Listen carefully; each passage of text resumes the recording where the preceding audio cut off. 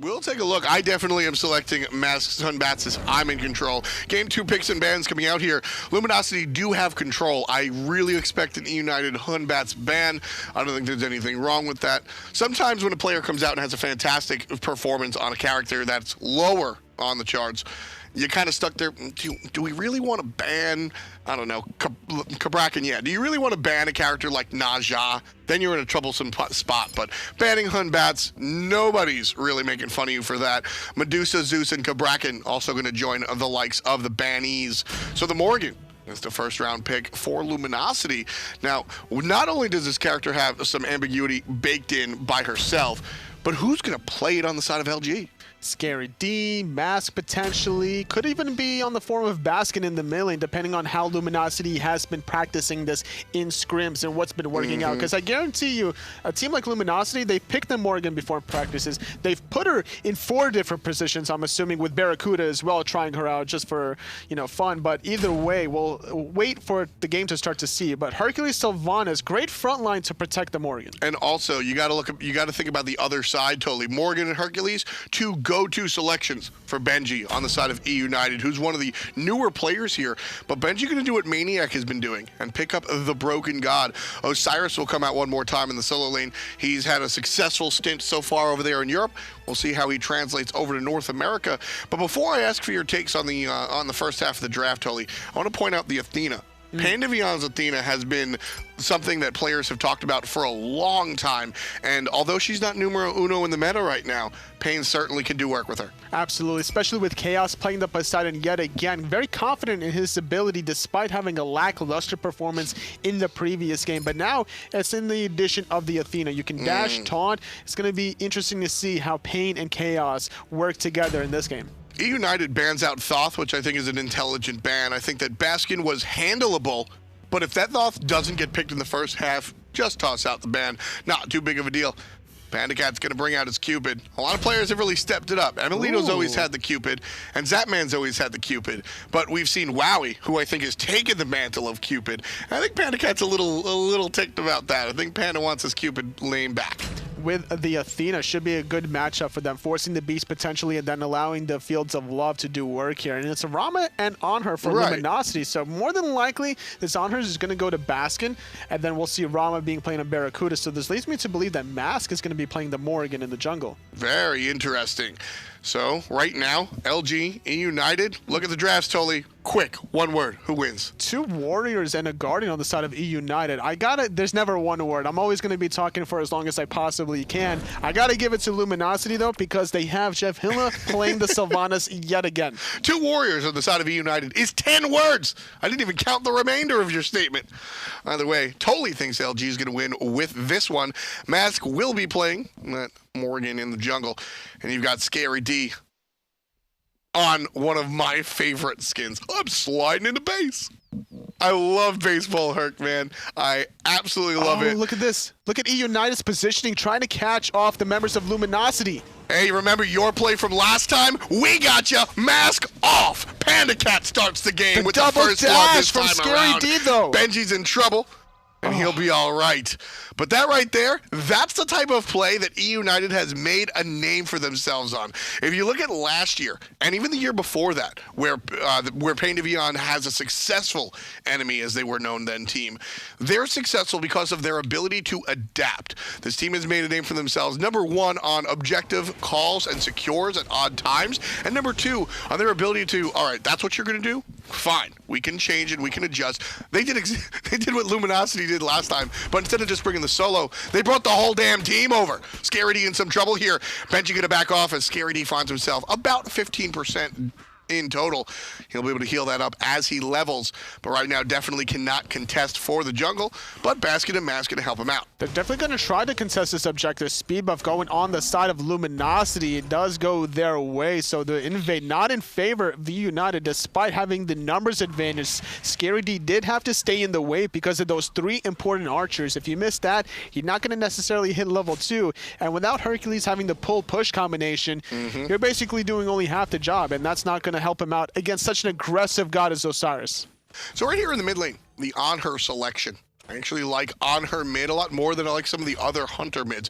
My two, I think, might be Neath, Anhur, and Cupid because of their ability to play the mid lane and not lose what you get out of a mage most of the time. You have objective secure, whether it comes when we're talking about Baskin, you have objective secure with respect to the ultimate with the spears, and then of course you also have control. If you're going to look for those mid harpies, Baskin can certainly block you out thanks to the pillar or confirm thanks to the impale. So a lot of those tools that you're looking for out of your mid lane mage are lost when you put a character in the mid lane that isn't a mage but instead a hunter. But I think Baskin on the Anhur here retains a lot of those positive qualities. And all those abilities you just mentioned on the Anhur can be used both offensively and defensively to great stride on the side of this Luminosity mid laner. And Baskin is one of the most talked about players when you discuss people with mechanical raw skill.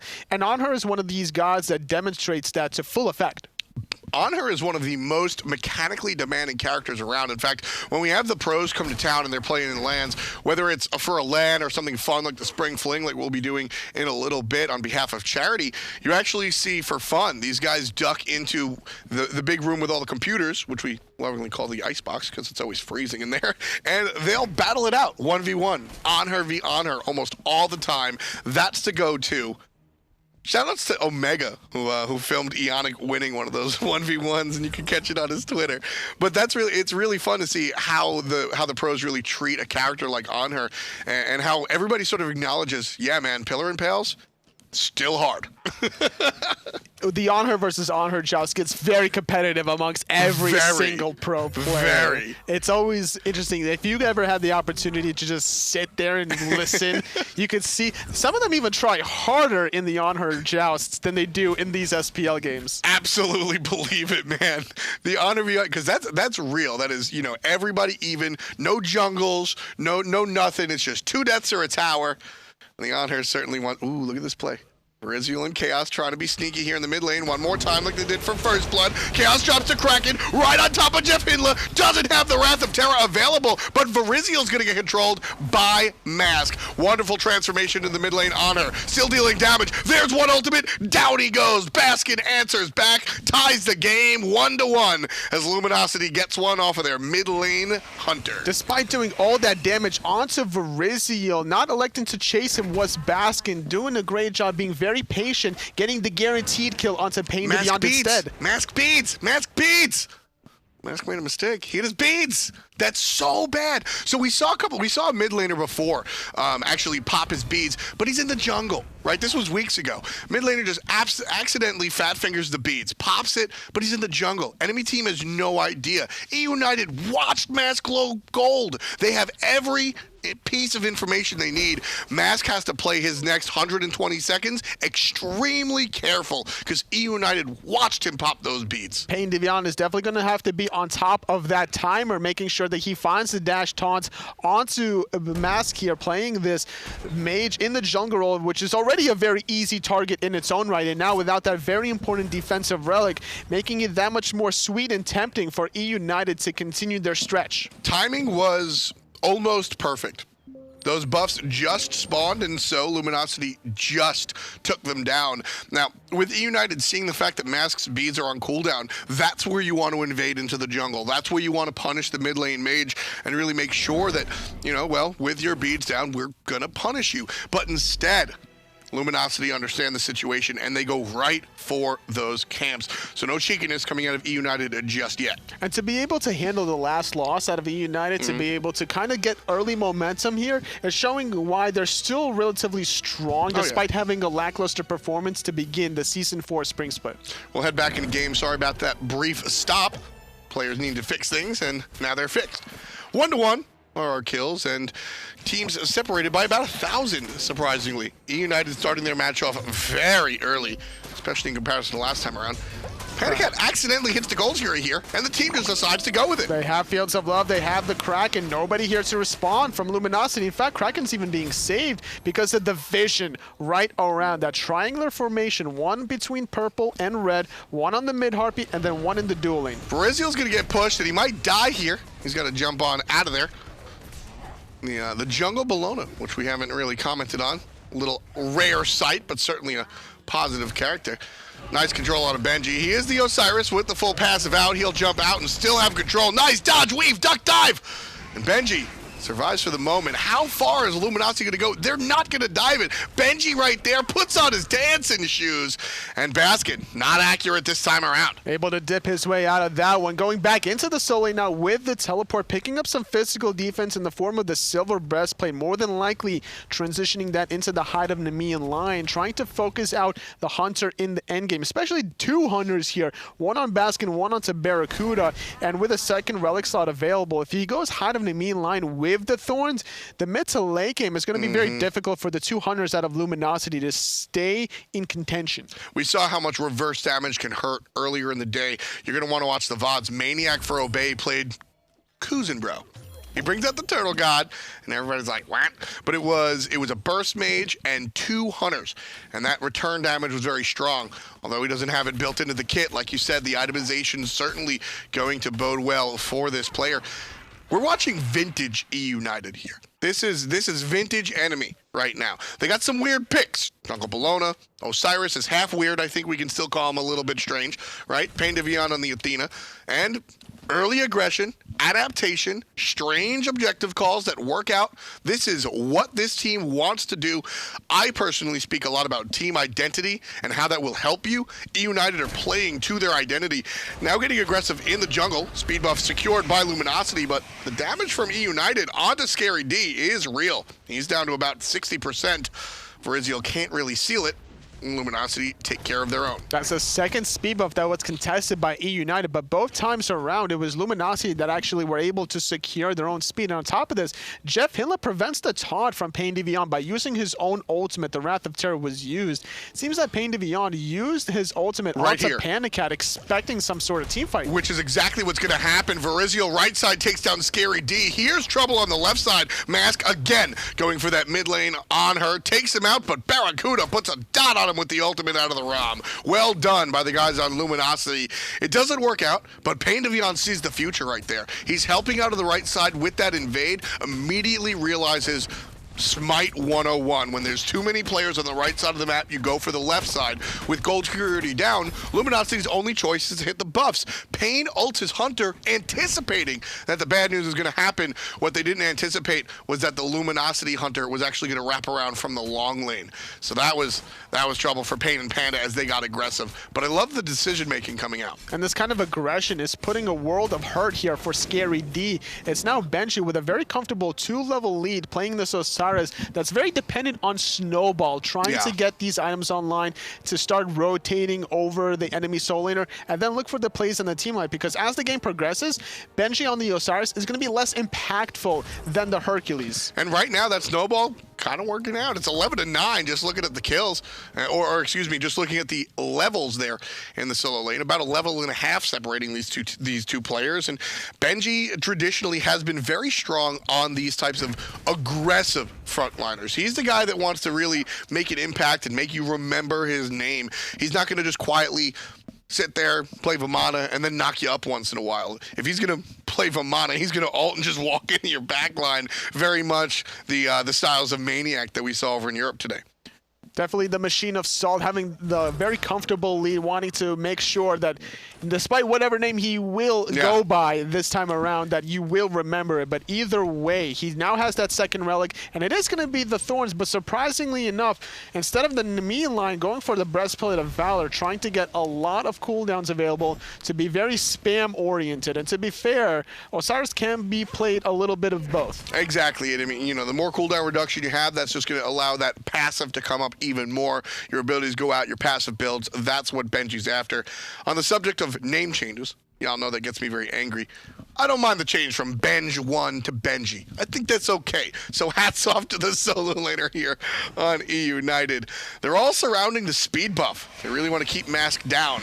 This player ran the game last time around, so absolutely keep him unfed. This time, Luminosity can't pick up their own speed. It goes to eUnited, who have that spot warded, and that is a very important and necessary ward coming out for the red team. Great job by eUnited. Third time's the charm, finally successful in taking away the speed buff from Luminosity, and more importantly from Mask, who's struggling a little bit. Level 9, 2-level disparity against Viriziel, and there was a different case and story in the last game. Taking full advantage of the soul lane matchup here is Viriziel, and like you mentioned before, we haven't seen too much out of Bellona's in the jungle, and going for a very offensive build with an Ichavile makes it very easy to strip some of that physical power away from Scary D, making it less impactful for a turnaround play with that boulder. eUnited have a nice little composition here when it comes to fighting in a spot that of their choosing, right? The Bellona's going to come out with the ultimate, and all of a sudden you have this field that you want to fight in. Down comes the tether out of the Osiris, and of course the Fields of Love.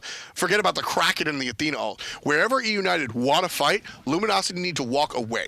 They need to make sure that they walk away from wherever eUnited start the fight. Every fight should be started by the red team, and Luminosity should be looking for a disengage almost every time. Because eUnited, if you fight on their turf, you're just at a disadvantage. Baskin's jump is down. Now coming in is PainDeViande, forcing out the beat. Slow and steady is eUnited. Great positioning from Benji as well. Because this Gold Fury is being started, they're looking for ways to get these small advantages to try to go for that second Gold Fury of the game here. Nice split coming out from BaRRaCCuDDa, ensuring that the free vision doesn't go to eUnited on the objective. PainDeViande going to catch BaRRa backing. Doesn't opt to stop it. Instead, uses the information to go ahead and start the objective now at the power play. BaRRaCCuDDa back at base, makes it a 5-on-4, starting up the Gold Fury, already down to half HP, taunting JeffHindla. Kraken used on the enemy team. Down comes Bellona, down come the Fields, down come everything eUnited have. Benji puts down Baskin. That's going to be 2 dead on the side of Luminosity. Baskin is going to head back to base, or the Anhur is going to head back to base, rather, as eUnited just tear up Scary D. Taunt after the heal, puts him in the ground. Benji gets his second of the game, chasing, zoning, and disgracing BaRRaCCuDDa. Gold Fury goes down. eUnited take the lead. They had the lead. They push it forward. 7K at 13 minutes.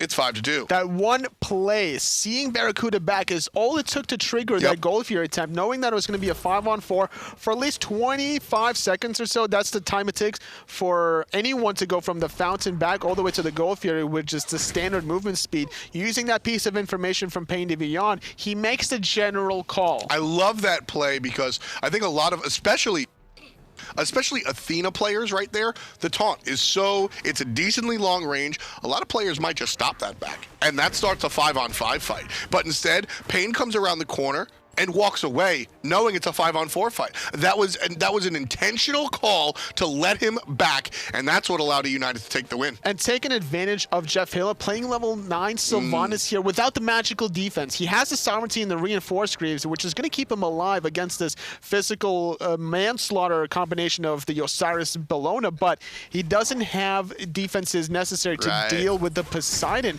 And on top of this, by taking out the Sylvanus support, now you're limiting the sustain options from Luminosity. The longer a team fight lasts, doesn't matter if the Sylvanus is dead. Exactly. That's the key. And that's one of the biggest differences, I think, from not necessarily on team level, but individual level, when you're looking at the very top of the pro league versus some other players. Grouping up from eUnited will be spotted out by BaRRaCCuDDa. How often you press the tab button? How often are you looking at the scoreboard? When you see these pro players stream, you can even watch our very own aggro stream at a high level. He's just always hitting the tab button. You got to see what the opponent is building, because the change from a sovereignty to a heart ward can change, make or break your team. Interesting objective call here. Fire Giant started by eUnited just for the fight. Khaos was invisible in game 1. Now he's hard to ignore. JeffHindla pops up too, but eUnited on the chase. Not done yet is Benji diving the backline, having the Athena ultimate. So much damage mitigated. Jeff is going to be the next victim here, trying to escape, but no ultimate available for him to escape that one. 3 quick picks from eUnited, being able to take advantage of Scary D, catching him during the dash. Yeah, this is the eUnited that, if you saw earlier today, I took to Twitter and put out my picks, and I said, look, Luminosity, this is their set. They should 2-0, but if eUnited show up and do what they're supposed to according to their team identity, they absolutely can win this game. This right now, eUnited, we always talk about teams being in the driver's seat. eUnited, they bought the whole highway. They adopted it. eUnited right now, they're above, they're 12K in the lead at 15 minutes. Not a very common occurrence at all in the game of 15 Smite. minutes? This is a great performance out of eUnited, and this is the great kind of momentum boost that they can use heading into the gauntlet. They're not going to make the Masters land here, despite having an extra set compared to most teams, but they're still probably in a slight contention here, depending, or rather, they don't control their own fate. Exactly. That's what I meant. And I think that is totally, listen, eUnited came together when Benji joined the squad. Earlier on, I mean, that solo lane was, it reminded me of Thirst's mid lane, where there wasn't a mid lane in Season 0 for that poor team, and that's why they just didn't have a team to adjust to. So at first you had the coach, Mr. Mackey, which I think everyone, including himself, said, that's not going to work. Then you had Seizures or Aruzis over there in the solo lane, which Benji was just a much better fit, not only because he's a stronger individual player, but because he's played with Pain before. He's played with Khaos before. This is not a random player coming together. This is synergy that has been tried and true already. So I think eUnited started their season halfway through. You got to look forward to the summer split with respects to how this team works out. Even right here, their positioning, the loop around Tolly, beautiful. And eUnited picks up the objective. Kraken doing a lot of damage out to Scary D. Eagles rallying the back, forcing the beads out of Benji. Nice pull by Scary D, though, on the side, making sure his mid hunter was still alive. Mask tries to crack in Benji, not going to be enough. Stuck in the Poseidon, he'll dash away, but still in trouble. Nice taunt coming out of the support. Mask gone. PandaCat gets the credit. Baskin back in base, playing it safe. eUnited, they're all going to head back to base as they have the portal open. No big deal. They'll be able to respond. Always looking for that right opportunity. Is PainDeViande with his dash taunt. It's doing so much setup for his teammates. Just showing why he's always been such a strong support, taking his Bacchus play into Athena. And like you mentioned, a lot of players speak rather questionably of his Athena play, but there's nothing questionable about this one. No, absolutely not. Absolutely not. I mean, this is just a fantastic performance all around. And to really dissect and get into the nitty-gritty, as eUnited take down the Fire Giant and get ready to push up what looks to be middle lane.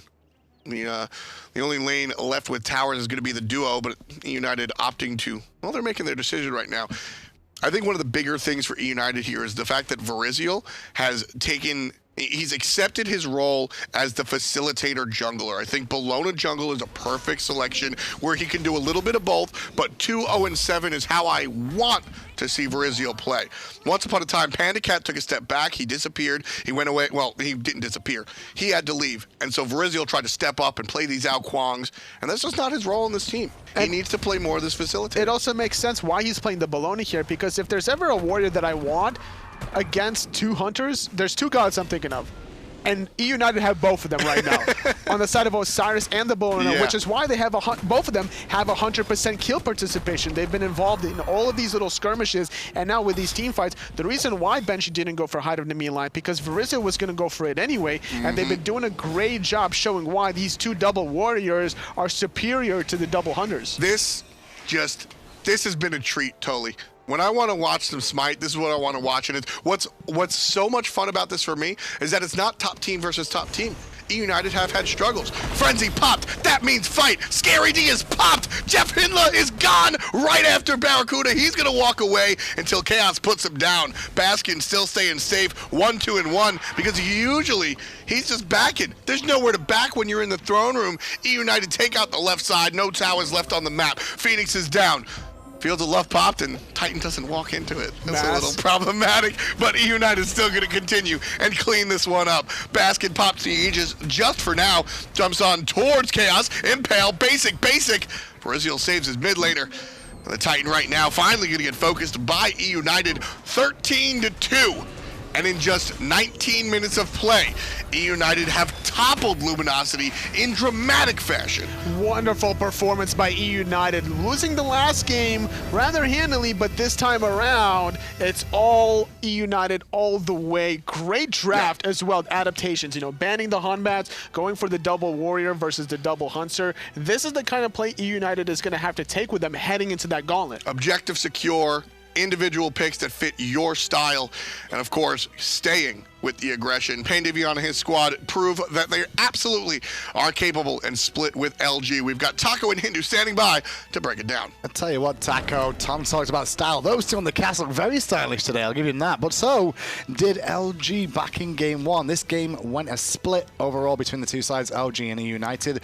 Let's take it back to game one, though. LG, great performance. Absolutely dominant performance as well on the side of Luminosity. BaRRaCCuDDa on that Scotty as well was pretty phenomenal. And Mask, especially on the Hum Butts, really being a dominant and chaotic force for Luminosity, just causing so much havoc on the little monkey. Yeah, getting in hand for the first blood, but then he continues that over to the solo lane to help to provide pressure for Scary D a little bit more in that lane to get the Vamana going and continuing that path onto Benji again. And that's exactly what you want to do to a Morrigan. She's already suffering early on, so you might as well just keep her locked down, maintain her, and ensure that she doesn't provide any sort of comeback potential for her team. And that just continued to allow Mask and the side. It took a bit of a longer game to be able to close this one out, but it was 22-8 overall in favor of Luminosity there.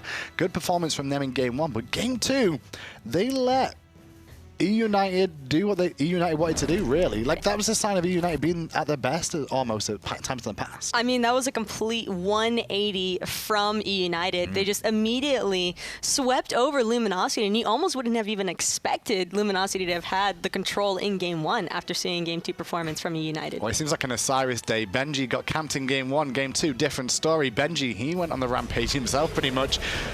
Consistently involved in these team fights, doing Osiris things against two hunters is what you expect to happen. And this was a really massive team fight as well for eUnited. It was really that turning point that made it pretty much impossible for Luminosity to try and slow down the pacing of this game. That's what they were trying to do to find their footing into this game, but eUnited just weren't having any of it, especially not Benji. Yeah, low kill game overall. It was only 19 minutes long, but the dictation of the pace from eUnited really showed through. They didn't allow Luminosity a window to get back in.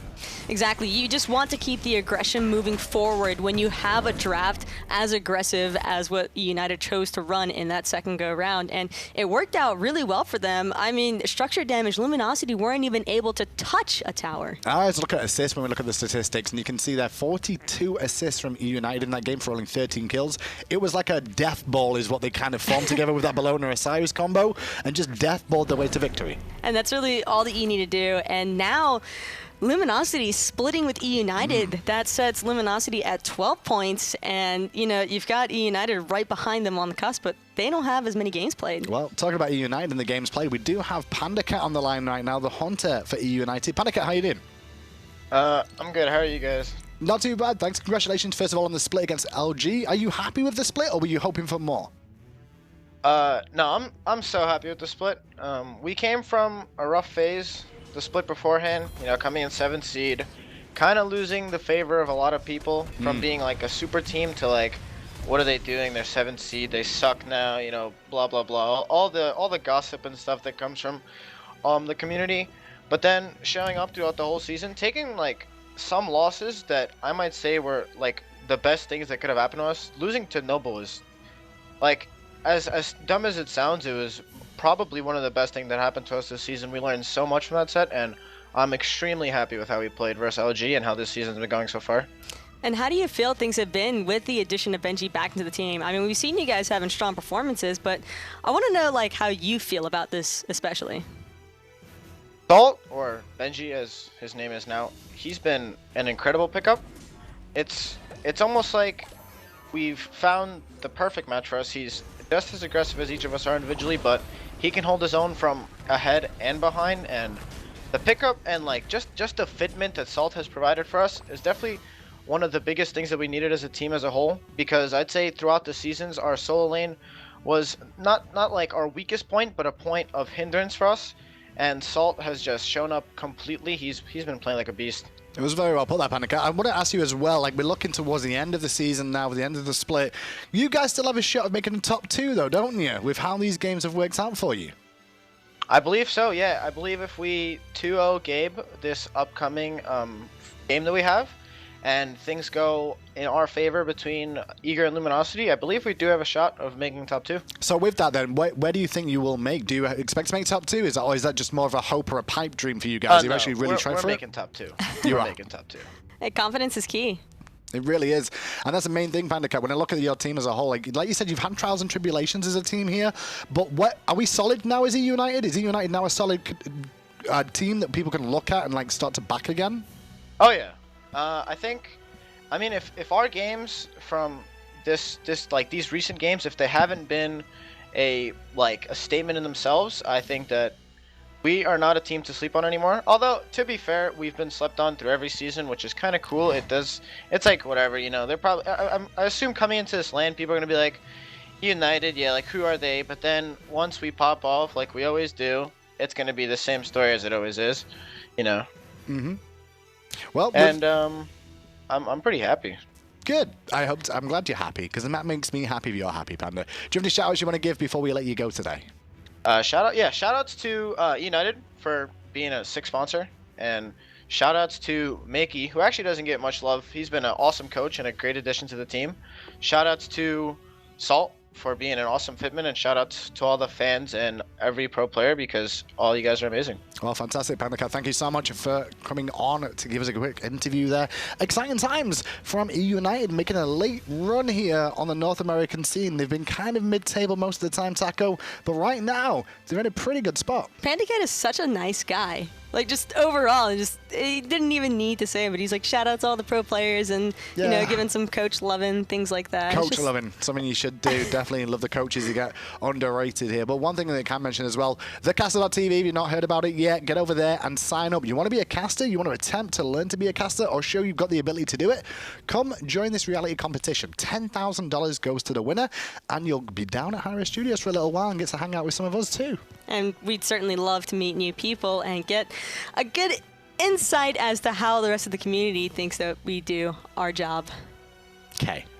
Spring Fling! I don't know where you were going with that. I'm just lost. Spring Fling is next Thursday as well, March 30th, between 1 and 5 p.m. Make sure you tune in. The normal time you'd see an SPL broadcast for you guys at home. There are 8 of the people that will be here in attendance to take part in our Spring Fling charity event. This year, it's all towards Make-A-Wish Foundation for the children, after all. And so, Taco, we're going to give to charity. I always love giving things to charity. Yeah, you do. With that, we've got one more set still to bring you. It's Thursday Night Smite. It's the big one today. It's going to be Memory of Gabe going up against a very, very spicy opposition. We'll be back after the break.